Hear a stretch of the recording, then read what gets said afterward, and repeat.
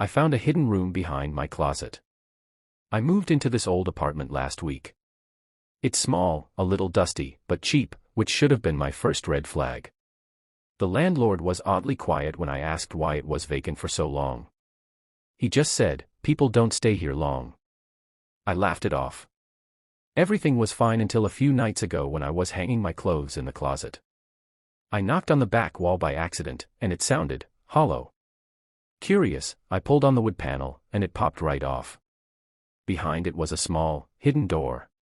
No handle. No lock. Just a latch. At this point, every horror movie I'd ever watched was screaming, "Don't open it."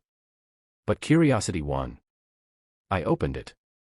Behind the wall was a narrow, dark room, maybe 5 feet wide, with cracked wallpaper and dust everywhere. In the center sat an old wooden chair, facing the wall, and a black rotary phone on a small table.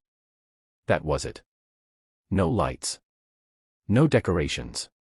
Just a phone. As I stepped closer, the phone suddenly rang once. I nearly jumped out of my skin. The sound echoed through the tiny space. I looked at the screen, old, scratched plastic, but somehow, the caller ID read Room 1. I didn't answer.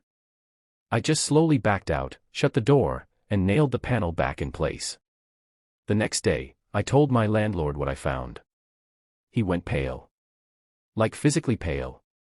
He said quietly, "You weren't supposed to find that." When I pressed him for answers, he said something that still gives me chills. The last tenant, he found that room too. He answered the phone. And after that night, he was gone.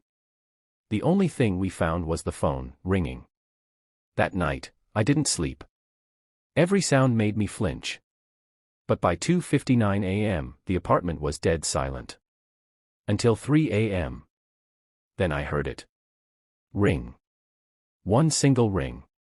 Not from my phone. Not from the hallway. From inside my closet.